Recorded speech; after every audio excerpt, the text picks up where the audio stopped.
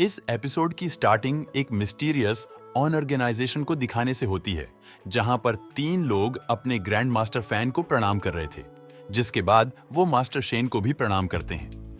आगे वो लोग टेबल पर बैठते हैं और उनमें से एक पूछता है कि क्या कोई मुझे बताएगा कि किंग इस मीटिंग में क्यों नहीं है, जिस पर सामने बैठा दाढ़ी वाला आदमी कहता है कि किंग एक इंपॉर्टेंट मिशन पर गए हैं, जिसे सुनकर यह चौंक जाता है क्योंकि इसके बारे में उसे कुछ भी पता नहीं था। तभी सीन एक गेम मार्केट की तरफ शिफ्ट होता है, जहां पर एक मोटू सा लड़का, जिसे हम आगे गेमर कहकर पुकारेंगे, वह स्कोर बोर्ड को देख रहा था। उसके पीछे खड़े लोग कहते हैं कि यह गेमर है और यह काफी पावरफुल है। स्पोर्ट्समैनशिप सिमुलेशन में इसकी रैंकिंग नंबर 1 पर है, वो भी पिछले 30 सालों से, और तभी हमें स्कोर बोर्ड दिखाया जाता है, जबकि बाकी के स्कोर 100 के भी पीछे होते हैं। और इसी डिफरेंस को देखकर हम समझ पाते हैं कि क्यों पिछले 30 सालों में भी कोई इसे पीछे नहीं कर पाया है। और फिर यहाँ पर सीन शिफ्ट होता है सुन के घर की तरफ। वहां उसे एक डॉक्टर चेक करने के लिए आए थे, क्योंकि पिछले एपिसोड के अंत में वैंग की डिवाइस की वजह से वो बेहोश हो गई थी। तो इधर ग्रैंडपा सोचते हैं कि सुन तो बचपन से ही सेल्फ मोटिवेटेड रही है। वह तो रात को भी पढ़ाई किया करती थी, वह तो स्कूल में हर सब्जेक्ट में नंबर 1 आती थी। उसने इतनी ट्रॉफी ली है कि रूम में रखने के लिए जगह ही नहीं बची थी। तभी डॉक्टर उनसे कहता है, ओ बूढ़े भाई साहब, क्या आप बोलना बंद करेंगे? मुझे सुन के हाथों की नर्व देखनी है। और फिर जब वह सून के हाथों की नर्व देखते हैं तो वह गहरी वाली सांस लेते हैं, जिसे देखकर दादा पोती दोनों घबरा जाते हैं, क्योंकि उन्हें लग रहा था कि सुन को कोई गंभीर बीमारी हो गई है और उसको ठीक नहीं किया जा सकता है, और इसीलिए वे दोनों तो फुट फुट के रोने लगते हैं। अब मेरा क्या होगा? उन्हें देखकर डॉक्टर कहते हैं, अरे नहीं नहीं, आप यह ड्रामा करना बंद करिए। आप जैसा सोच रहे हैं वैसा कुछ नहीं है। सुन एकदम फिट एंड फाइन है। जिस पर ग्रैंडपा पूछते हैं तो फिर सुन बेहोश क्यों हो गई थी, तो डॉक्टर कहते हैं कि जरूर यह साइकोलॉजिकल प्रॉब्लम होगी, और इसीलिए वह उन्हें अपने सीनियर का कार्ड देते हैं और कहते हैं कि वह सून का बेसिक चेकअप कर लेंगे। लेकिन आपको उनके हॉस्पिटल में जाना होगा। लेकिन मैं आपको बता दूं कि उनका हॉस्पिटल अभी अंडर कंस्ट्रक्शन है, क्योंकि उन्हें स्पिरिचुअल कॉइन्स की कमी आ रही है। जिसे सुनते ही ग्रैंडपा मोबाइल पर फटाफट कुछ टाइप करने लगते हैं। इधर डॉक्टर आराम से बैठकर टीवी चालू करते हैं और उस टीवी में न्यूज रिपोर्टर बताती हैं कि अभी-अभी ताजा सूत्रों के द्वारा पता चला है कि सुन की फैमिली की कंपनी ने डॉक्टर के सीनियर के हॉस्पिटल को स्पॉन्सर किया है। आपकी जानकारी के लिए आपको बता दें कि अब उनका पूरा कंस्ट्रक्शन छुट्टियों में खत्म हो जाएगा, जिससे हम समझ पाते हैं कि अभी-अभी ग्रैंडपा ने मोबाइल पर क्या किया था। तभी सीन कट होता है और हम वैंग को कहीं पर जाते हुए देखते हैं। उसकी मॉम उससे पूछ रही थी कि क्या तुम सून से मिलने जा रहे हो? जिसके बाद वैंग घर से निकलकर हॉस्पिटल की लोकेशन पर आता है, और यह हॉस्पिटल किसी महल से कम नहीं लग रहा था। और इसी दौरान वैंग के सभी दोस्त ग्रुप में चैटिंग कर रहे थे कि उन्हें सुन को देखने के लिए जाना चाहिए, मगर अगले ही पल सब लोग एक एक करके बहाना बनाने लगते हैं। इसीलिए फिर वो लोग वैंग को उनकी तरफ से भी गिफ्ट लेकर जाने के लिए कहते हैं। इसके बाद हॉस्पिटल का गेट अपने आप ओपन होता है, और जब वैंग और डोगी अंदर जा रहे थे तभी छोटा सा रोबोट आकर उन्हें स्कैन और सैनिटाइज करता है और फिर उनका हॉस्पिटल में वेलकम करता है। तो वहीं सून जब अपने रूम में बैठी हुई बोर हो रही थी, तभी उसकी नजर आते हुए वैंग पर पड़ती है और वह काफी ज्यादा एक्साइटेड हो जाती है उसको देखकर, और इसीलिए वह तुरंत उसे अपने रूम में बुलाती है। मगर डोगी जाने से मना करता है, क्योंकि उसकी नजर सीसीटीवी कैमरे पर पड़ती है, और इसीलिए वो उधर निकल जाता है। तो वहीं उधर सिक्योरिटी रूम में ग्रैंडपा अपने सर्वेंट के साथ मॉनिटर पर सब कुछ देख रहे थे। सर्वेंट उन्हें कहता है, हमें वैंग और सुन की बातें सुननी चाहिए। पता नहीं वो क्या बातें कर रहे हो, लेकिन ग्रैंडपा उसे मना कर देते हैं, क्योंकि उन्हें वैंग पर पूरा भरोसा था। और तभी वह डोगी को आवाज लगाते हुए पूछते हैं, क्यों डोगी सही कहा ना? मैंने तो वहीं डोगी को देखकर सर्वेंट चौंक जाता है, क्योंकि उसे पता ही नहीं चला था कि डोगी कब अंदर आ गया।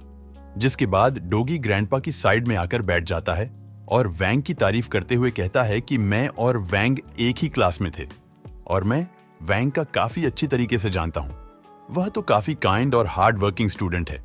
और बस इतना कहते ही ग्रैंडपा और सर्वेंट डोगी की बातों पर हंसने लगते हैं, और तभी हमें एक फ्लैशबैक से पता चलता है कि बचपन से ही चश्मिश और सुन एक साथ बड़े हुए हैं, और इसके चलते चश्मिश अब सुन को चाहने लगा है, और इसीलिए तो यह वैंग और सुन की बातें सुनना चाहता था, तो वहीं उस तरफ हम सुन के रूम में देखते हैं कि वो अपने दोस्तों के भेजे हुए गिफ्ट्स को देखकर काफी ज्यादा खुश होती है। लेकिन जब वो करीब जाकर देखती हैं तो उन गिफ्ट्स में से वैंग का तो कोई गिफ्ट होता ही नहीं है, और फिर इसके कारण वो सड़ा सा चेहरा बना लेती है, जिसे देखकर वैंग अपने बैग में से एक बोतल निकालता है।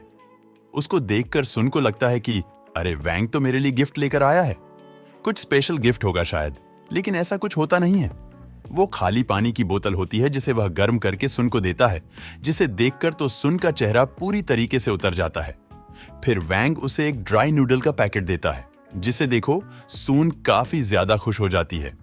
और तभी खिड़की के बाहर एक रोबोट सुन को रिहैबिलिटेशन टेस्ट के लिए बुलाता है। यहां पर सुन वैंग को भी अपने साथ आने के लिए कहती हैं, तो वहीं टेस्ट एरिया को देखकर हम समझ पाते हैं कि यह टेस्ट गेम आर्केड के अंदर जितनी भी गेम्स रखी हुई थी वो सारी गेम्स खेल कर दिया जाता है। तो वहीं वहां पर अंदर आते ही एक रोबोट सुन को अपनी आईडी बनाने के लिए कहता है, जिसके बाद सुन वैंग को एक मशीन के पास लेकर जाती है। उसमें से डोगी जैसे दिखने वाले सॉफ्ट टॉयज को बाहर निकालना होता है।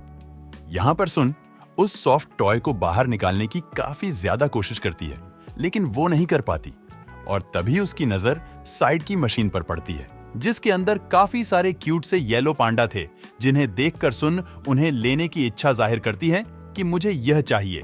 इसीलिए वैंग उसे निकालने के लिए आगे बढ़ता है। अब वैंग को गेम खेलते हुए देखकर उधर वह चश्मिश एडमिनिस्ट्रेशन को सारी गेम्स को उनके हार्ड लेवल पर सेट करने का मैसेज करता है, और इसीलिए जब वैंग उस मशीन को कंट्रोल करता है तो वह मैकेनिकल हैंड बीच रास्ते में ही रुक जाता है। लेकिन क्या आपको लगता है कि यह वैंग की पावर के सामने टिक पाएगा? वो ना अपनी पावर का थोड़ा सा यूज करता है, और उसके कारण मशीन में से ढेर सारे येलो पांडा बाहर निकलने लगते हैं, जिसे देखकर सुन और कंट्रोल रूम में चश्मिश दोनों ही दंग रह जाते हैं। और यहां पर हम देखते हैं कि इतने सारे पांडा बाहर निकालने की वजह से सून गेम में टॉप पर आ जाती है, और उन्हें देखकर ग्रैंडपा फालतू में इतराते हुए कहते हैं कि वैंग तो बिल्कुल मेरी तरह ही है, जब मैं यंग हुआ करता था मैं भी ऐसा ही था। यह सुनकर डोगी मन में कहता है ये कुछ ज्यादा नहीं हो गया। इसके बाद जब वैंग अगला टेस्ट देने के लिए जाता है तो वो उस पूरी मशीन को ही तोड़ देता है। हाँ, ये तो हमारे लिए नॉर्मल है, ये तो होना ही था, जिसकी वजह से एक बार फिर सून लीडर बोर्ड पर नंबर 1 पर आ जाती है और नंबर 2 पर गेमर पहुंच जाता है। तो वहीं यह सब देखकर ग्रैंडपा एक बार फिर इतराते हुए कहते हैं कि इसकी स्पीड तो बिल्कुल मेरे जैसी है, जब मैं यंग हुआ करता था तब बिल्कुल ऐसा ही था। अब यह सब कुछ देखकर चश्मिश एक बार फिर एडमिनिस्ट्रेशन को सारी गेम्स का लेवल बढ़ा देता है।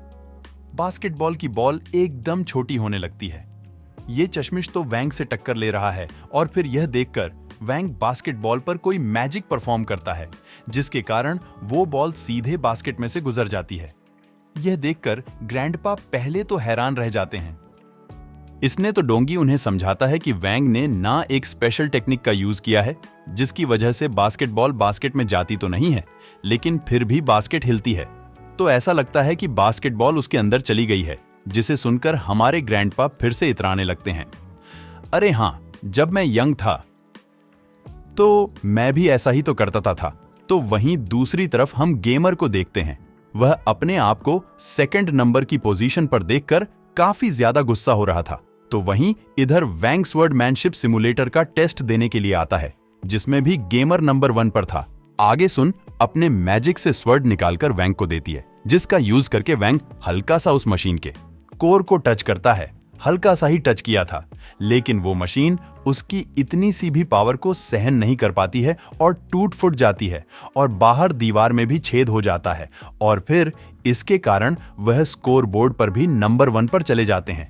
लेकिन उनके आगे ना क्वेश्चन मार्क बने हुए आ रहे थे, यानी कि उसकी पावर को मापना उस मशीन की भी औकात के बाहर था, जिसे देखकर इधर गेमर की आंखें फटी की फटी रह जाती हैं, और वह सुन यानी आगाम का नाम लेकर काफी ज्यादा गुस्सा हो रहा था।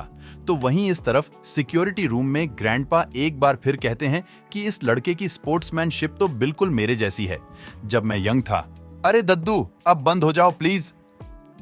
वहीं इस तरफ सारे पॉइंट सबमिट करने पर वैंग को एक येलो पांडा दिया जाता है, जिसे वह सुन को दे देता है, जिस पर सुन उससे कहती है कि तुमने इसके लिए काफी मेहनत की है और यह तुम मुझे देना चाहते हो। तो वैंग कहता है कि हाँ, तुम इससे जल्दी ठीक हो जाओगी, जिसे सुनकर सुन वो पांडा ले लेती है और उसके चेहरे पर इसकी खुशी साफ साफ नजर आ रही थी।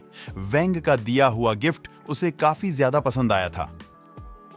तो वहीं दूसरी तरफ गेम मार्केट में गेमर पूरी फ्रस्ट्रेशन में लगातार स्पोर्ट्समैनशिप सिमुलेशन में लगातार अपनी स्पोर्ट मारे जा रहा था और फिर इसीलिए उसकी फ्रस्ट्रेशन एकदम टॉप लेवल पर चली जाती है और वह अपनी स्वॉर्ड को तोड़ते हुए कहता है कि मैं तुम्हें नहीं छोड़ूंगा, बाद में हम वैंग को घर पर जाते हुए देखते हैं।